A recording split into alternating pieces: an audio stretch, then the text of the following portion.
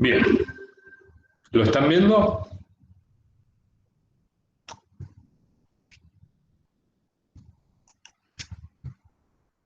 Sí, profe. Muy bien. Entonces, hemos hablado de los broncodilatadores y el tratamiento del asma. Como les dije, que muchas de estas drogas son aplicables al EPOC y lógico, al tratamiento infeccioso respiratorio. Uno en una neumonía puede utilizar, a veces se asocia algún broncoespasmo, supongamos que el paciente es asmático, también lo vamos a utilizar. Pero vamos a hablar de otro capítulo dentro de la farmacología del aparato respiratorio que es importante conocer, cómo son los antitusígenos.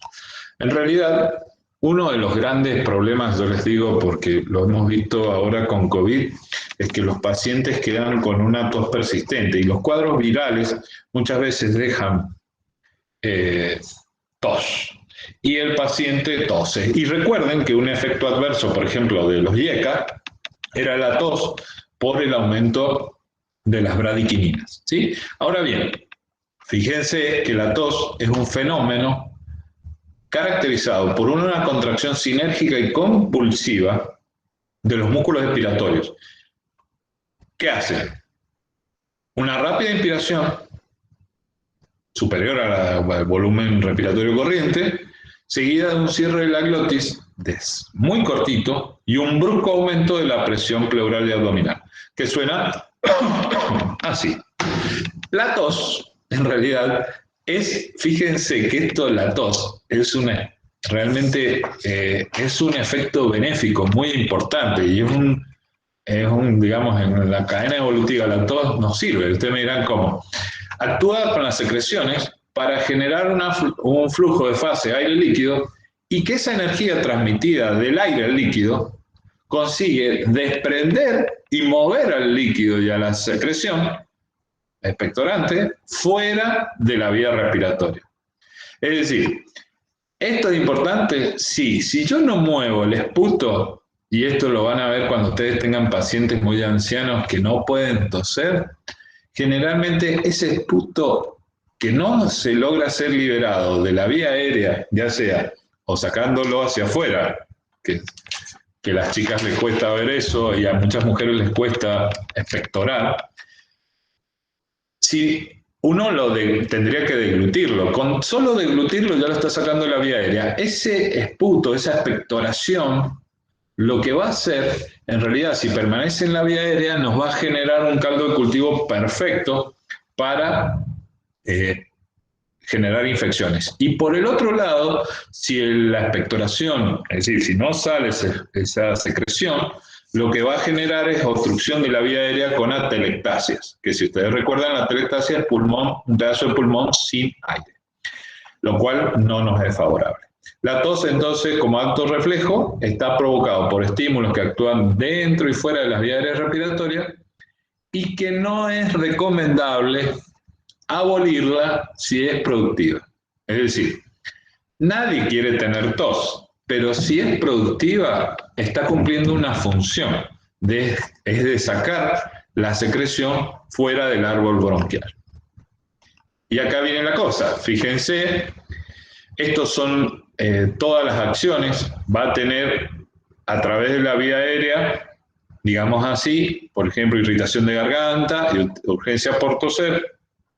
Esto, fíjense, va a actuar a través del nervio vago, fibras nodosas, fibras yugulares al tallo cerebral. Y eso va a generar, digamos así, esa acción sobre el tallo cerebral, lo que va a generar es el efecto de la tos. Y fíjense cómo acá vamos a tener distintos lugares objetivos nerviosos en la vía aérea, sobre los cuales uno puede llegar a actuar. Pero esto no es tan importante, sino recordar esto.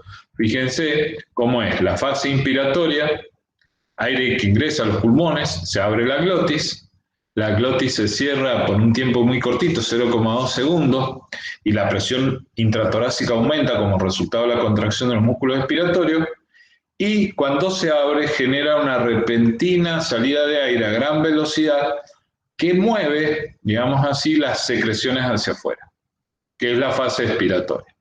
Esto es importante porque dependerá de cómo vamos a actuar con los medicamentos para poder reducir la tos en el caso que no sea productiva. Ustedes me dirán por qué. Porque si es productiva, está cumpliendo una función. Si no es productiva, bueno, puede ser muy molesta y hasta generar problemas, tanto en las relaciones laborales o sociales, como también en el dormir, si el paciente no para de toser y no puede dormir. Pero fíjense esto, que la reducción de la tos sería disminución del golpe de tos por acceso, reducir la presión máxima intratorácica o suprimir totalmente el acceso. Yo puedo actuar sobre eso. Y puede ser reproducida, es decir, reducida la tos.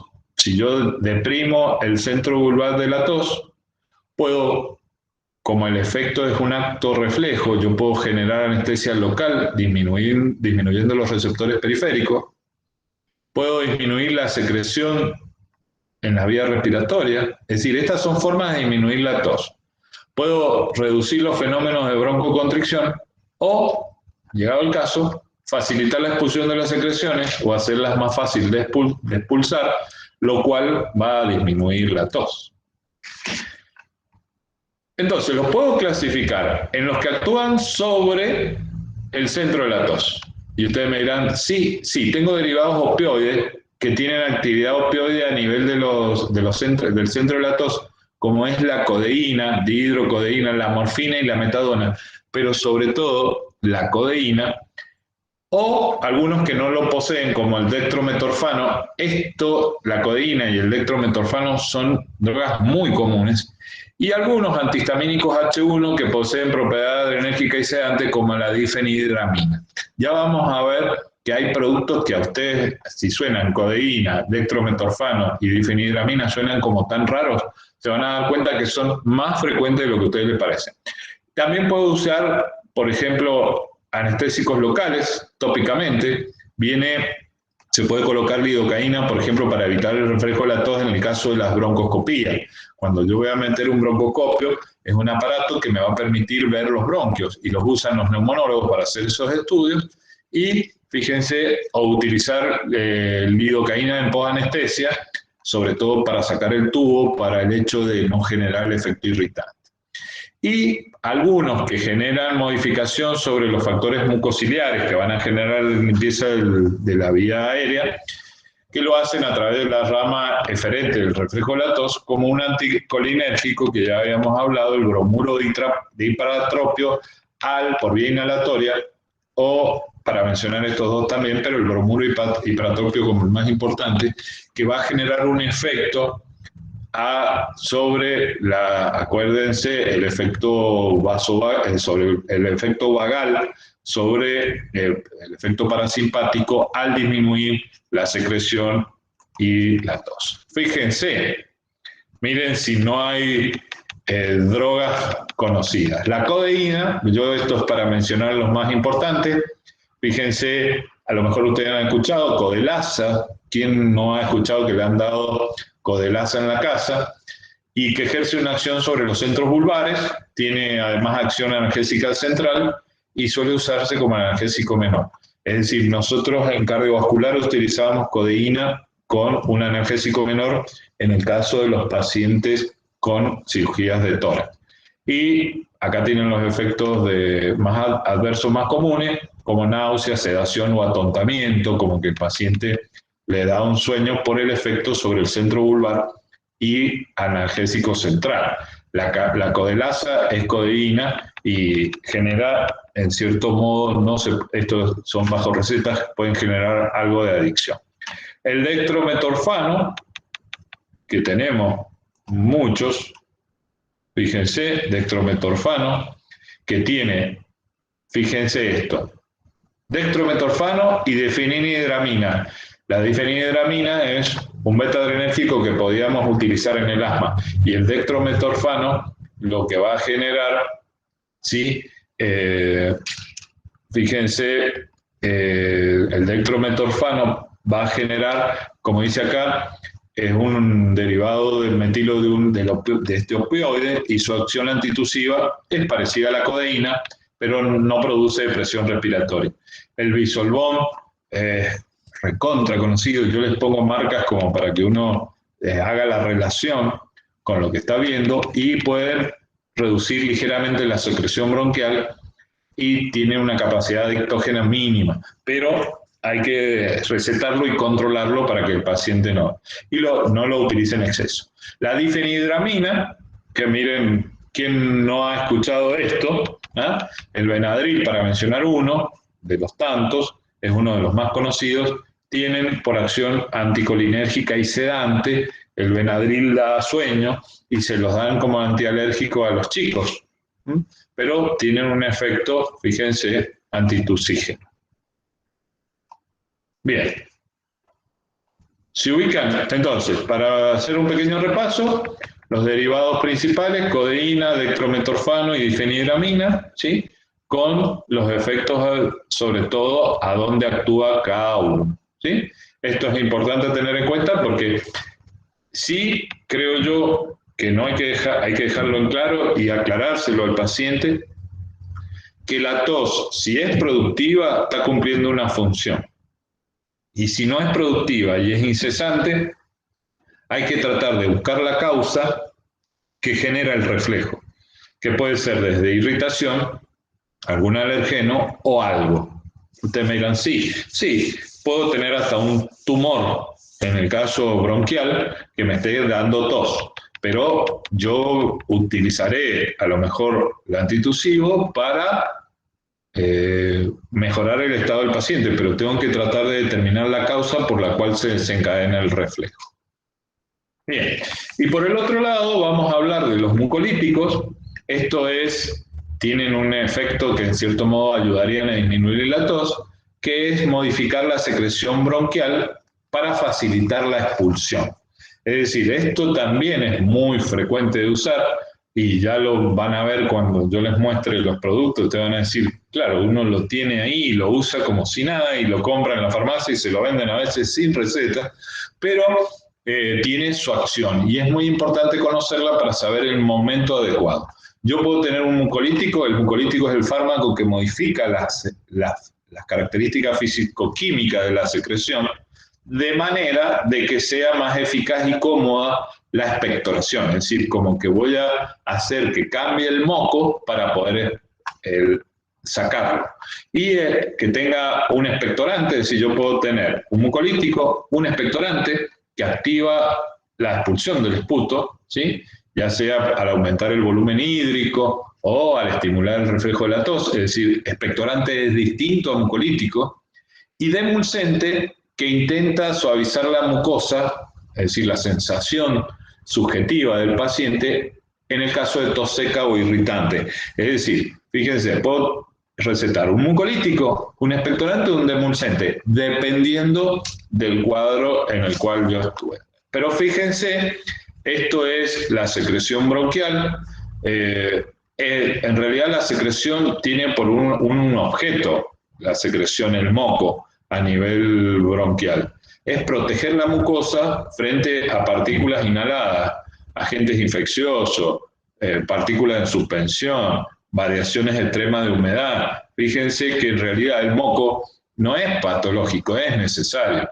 Y si ustedes lo ven acá, estos serían, fíjense, la célula ciliada, la glándula submucosa, la célula caliciforme, que si ustedes recuerdan, van a liberar las partículas, van a liberar esto, lógicamente acá asociado al vaso sanguíneo y las células basales, pero fíjense que dentro de eso yo voy a tener el cilio, y lo que van a hacer, si yo voy hacia la vía aérea periférica, es decir, hacia el bronquiolo, los cilios, ir empujando esas partículas inhaladas, que pueden ser bacterias, pueden ser virus o pueden ser alergenos o sustancias tóxicas, la idea es que esas cilias la van a ir llevando hacia la faringe para que uno o lo espute o lo trague, no importa, pero que lo saque de la vía aérea.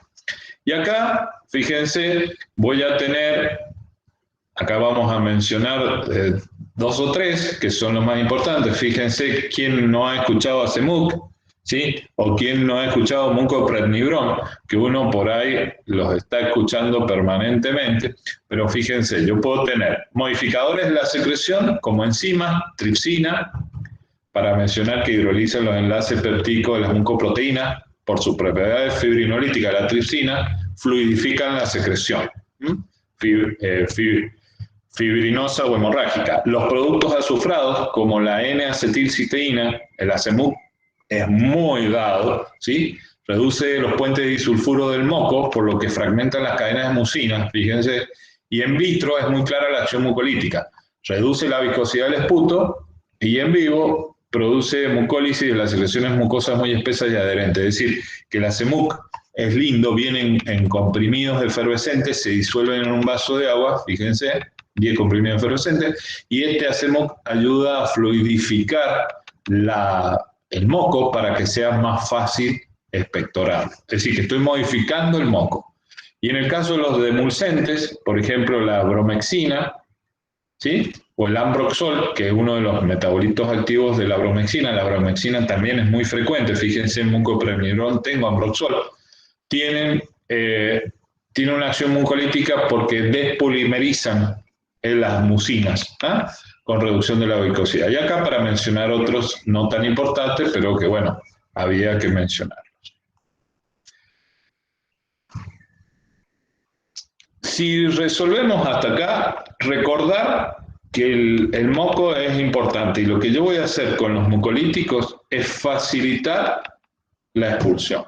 Es decir, ya sea por propiedades enzimáticas, la tripsina no es el más usado, le diré, la tripsina es una enzima, pero sí la N-acetilcisteína o el ambroxol, el demulcente, como en este caso, van a actuar muy bien generando este cambio en la mucosidad, lo cual va a facilitar, de cierto modo, la expulsión del moco. ¿Es importante? Sí, es importante que tengan más o menos en claro esto. Mucolítico, expectorante o demulcente, y dentro de eso, digamos así, los productos azufrados y los demulcentes como el ambroxol. Se utilizan, miren, les soy sincero, se utilizan muchísimo. Y aunque parezca medio loco uno hablar de mucolíticos, en el sentido que uno dice, ¿es importante? Sí, es importante porque hay que ver, por ejemplo, que en el asma o en el caso del EPOC, yo voy a tener secreción de moco que le va a resultar muy difícil a veces expectorar, sobre todo al EPOC, y uno va a poder utilizar la N-acetilcisteína. A lo mejor ustedes tienen algún abuelo que ante un cuadro bronquial con mucha secreción se suele utilizar y lo suele dar el médico, darle una CEMUC para o N-acetilcisteína, vienen varias marcas, esta es reconocida, pero a mí, como les digo, miren, les pongo de distintos laboratorios para que ustedes vean, pero como son nombres muy conocidos, yo se los pongo para que ustedes los tengan en mente cuando los vean. Y por último, que esto va sobre todo asociado a los pediatras, los médicos de adultos los utilizamos menos, es tener en cuenta el surfactante pulmonar. ¿Ustedes recuerdan qué función tiene el surfactante pulmonar? Evitar que se colapsen los alveolos. Perfecto, muy bien, evitar que colapsen los alveolos. El problema en el pulmón es que yo tengo alveolos de distinto tamaño. Y generalmente el alveolo chiquito tiene mayor tensión parietal, lo cual va a hacer que se vacíe, se colapse en el grandote. Entonces, va a vaciar todo su contenido al otro alveolo. ¿Eso qué va a generar? Por un lado, alveolos que no se van a llenar de aire, y por el otro lado, alveolos que se van a romper. Entonces, fíjense qué es lo que el surfactante es un complejo formado por fosfolípidos, ¿sí?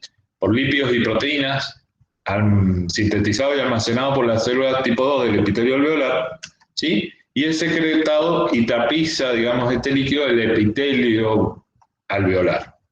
Reduce la fuerza de tensión superficial en la interfase, ¿sí? Especialmente al final de la expiración, gracias a lo cual impide que los alveolos pequeños se colapsen y se produzcan atelectasias y edema. Esto es muy importante, sí.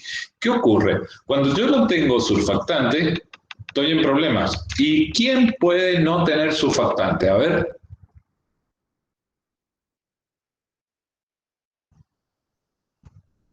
Ustedes dirán, ¿quién puede tener déficit de surfactante? Pueden ser los recién nacidos. Los nacidos prematuros. Recuerden que antes de la semana 27, en la madurez pulmonar no se ha alcanzado y no se produce el surfactante pulmonar.